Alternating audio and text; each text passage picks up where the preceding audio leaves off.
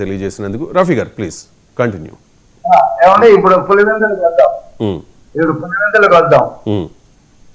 ఏమండి ఈయన హయాంలో 40 సంవత్సరాలుగా వీళ్ళ తండ్రి వీళ్ళ తాత వీళ్ళ హయాంలో పులివెందుల్లో ఏ రకంగా ఏకగ్రీవాలు చేసుకున్నారు, ఏ రకంగా దౌర్జన్యాలు చేశారు, ఈ సొంత బాబాయినే చంపి ఆ రక్తపు చేతులతో ఏ రకంగా మాట్లాడాడో పులివెందుల ప్రజలకి తెలుసు. ఇవాళ వాళ్ళకు ఒక అవకాశం వచ్చింది స్వేచ్ఛగా ఎన్నికలు వేయటానికి. తెలిస్తే పులివెందుల్లో జగన్ కూడా ఓడించాలి కదా మొన్నటి ఎన్నికల్లో. అదే అంటే మొన్న ఏదో ముఖ్యమంత్రిగా ఉన్నాడు, మళ్ళీ ఏదో గెలుస్తాడేమో అని చేసి 11కే కదా పరిమితం చేసింది. అయితే నిన్న మార్నింగ్ నుంచి ప్రతి గంటకి బులెటిన్ రిలీజ్ చేస్తున్నారు. మీ మీడియాతో పాటు అన్ని కూడా విజువల్ చూపిస్తా ఉన్నాయి. బారులు తీసుకొని చంటి పిల్లల్ని ఎత్తుకొని ముసలి వాళ్ళు నడుచుకుంటూ వచ్చి ఓటింగ్ వేసింది అందరూ చూశారు. సాయంత్రానికి 71% వచ్చింది. ఒక్కసారి మీకోసమే ఒక్క నిమిషం మీకోసమే ఒకసారి వినండి.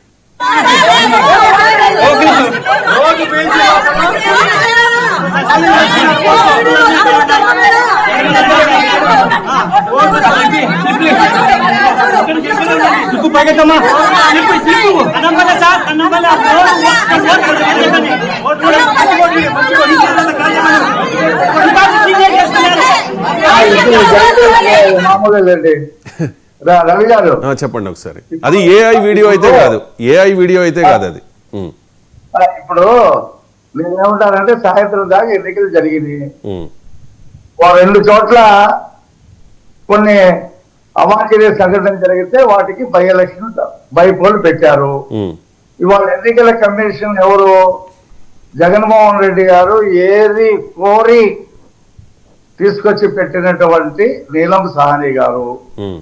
నీలం సాహ్ని గారికి వీళ్ళు ఎప్పటికప్పుడు చెప్పారు, ఆమె అన్ని విన్నారు. విజయవాడలో ఉప ఎన్నిక ఎందుకు పెట్టలేదు? కార్పొరేటర్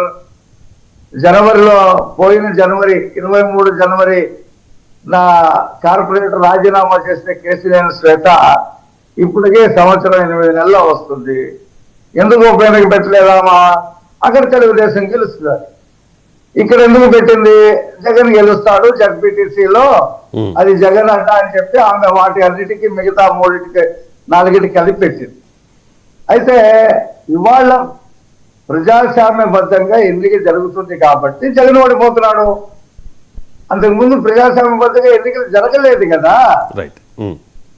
వాళ్ళు ఏమేమి చేశారో గత ఎన్నికల్లో, ఎప్పుడు ఏమేమి చేస్తారో అవన్నీ ఒక లిస్టు రాసుకుని జగన్మోహన్ రెడ్డి చదువుతున్నాడు, గావు కేకలు పెడుతున్నాడు, కేంద్ర బలగాలతో ఎన్నికలు జరిపించాలంటున్నాడు. ఇప్పుడు ఆ కోడికత్తి కేసు కూడా కేంద్ర బలగాలతోనే జరిపించమని అడిగాడు ఎన్ఐని. ఏమైంది? కోడికత్తి కేసు కేంద్ర బలగాలతో ఇలాగే మాట్లాడతాడు, గులకరాయ అంటాడు ఒకసారి. మిక్స్ చేయొద్దండి, ఎక్కడికి వెళ్ళొద్దు, దీనికే కన్ఫైన్ అవుదాము. ఆయన క్లియర్ గా చెప్తూ ఉన్నారు, తాలిబన్లు చంబల్లోయలో ఉన్న బంది పోట్ల మాదిరిగా చేశారు అని చెప్పి. ఏమండి అతనికి ఎవరో రాసిస్తారు, ఈటీవీని, టీవీ5ని, ఏబిఎన్ని, ఈనాడని, ఆంధ్రజ్యోతిని రానియకుండా ప్రెస్ మీట్ పెడతాడు. అది ఒక ప్రెస్ మీటా? అది ఒక భజన మీట్ పెడతాడు. ఆ భజన మీట్ లో ఆయన ఇష్టం వచ్చేది ఎవడో రాసిస్తాడు, అవన్నీ చదువుతాడు. నేనేమంటానంటే అతను వచ్చే ఎన్నికల్లో పోటీ చేయడానికి అర్హుడుగా ఉండడు. ఎందుకు? అతను జైలుకి వెళ్ళిపోతాడు కాబట్టి, అతనికి శిక్ష పడిపోద్ది కాబట్టి. ఒక 10 సంవత్సరాల్లో 12 సంవత్సరాల్లో అతను ఎన్నికల్లో పోటీ చేయడానికి అర్హుడుగా ఉండడు కాబట్టి అతను ఉండడు.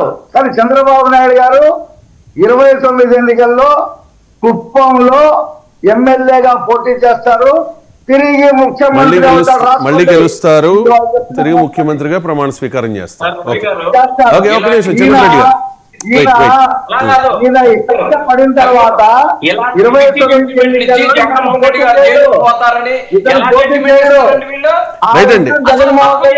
కాదు, నిన్న మొన్నటి వరకు వినండి ఒకసారి రఫీ గారు, ప్లీజ్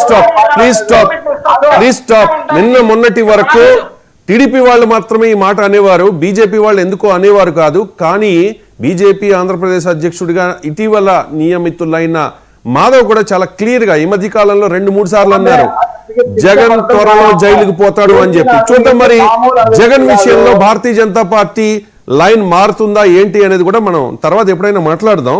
వెంకటరామరాజు ఒక నిమిషం రఫీ గారు ప్లీజ్ కృష్ణాంజనేయులు గారు కాస్త వెయిట్ చేయండి. వెంకటరామరాజు కాల్ చేశారు తూర్పుగోదావరి జిల్లా నుంచి. వెంకటరామరాజు గారు నమస్తే అండి.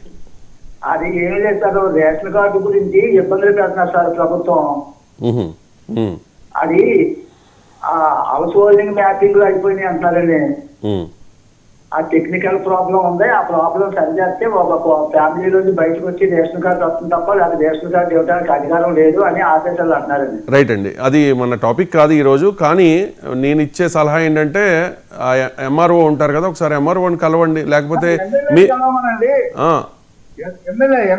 ఎమ్మెల్యేని కలవండి ఒకసారి. ఎమ్మెల్యేని కలవండి కదా వాళ్ళకి. రైట్ వెంకటరామరాజు గారు చెప్పండి. రైట్ అండి, అదే చెప్పాం. ఓకే వెంకటరామరాజు గారు మీరు దయచేసి మీ లోకల్ మీ ఎమ్మెల్యేని ఒకసారి కలవండి. అలాగే ఎంఆర్ఓని కూడా ఒకసారి కలిసే ప్రయత్నం చేయండి, వాళ్ళు సాల్వ్ చేయొచ్చు. రైట్ లేదంటారా? రైట్ అండి. కృష్ణాంజనేయులు గారు ఇక చెప్పాలి. ఓకే, ఎవరు గెలుస్తారు ఏంటి అనేది ఇప్పుడు వరకు మనం మాట్లాడుకున్నాం. అందరికీ తెలుసు ఎవరు గెలవబోతూ ఉన్నారు అనేది. ఖచ్చితంగా అవ్వలేదంటే నేను టైం చూసుకోవాలి కదా. కృష్ణాంజనేయులు గారు వెయిట్ చేస్తున్నారు. నేను నెక్స్ట్ టైం నేను సెకండ్ రౌండ్ లో మీ దగ్గరకు వస్తాను. చాలా ఇంట్రెస్టింగ్ మిమ్మల్ని ప్రశ్న అడిగేది ఒకటి ఉంది. జగన్ నేను చాలా తీవ్రమైన ఆరోపణ చేశారు, దాని గురించి కూడా అడుగుతాను. రాహుల్ గాంధీతో చంద్రబాబు నాయుడు హాట్ లైన్ లో ఏమేం మాట్లాడుతున్నారు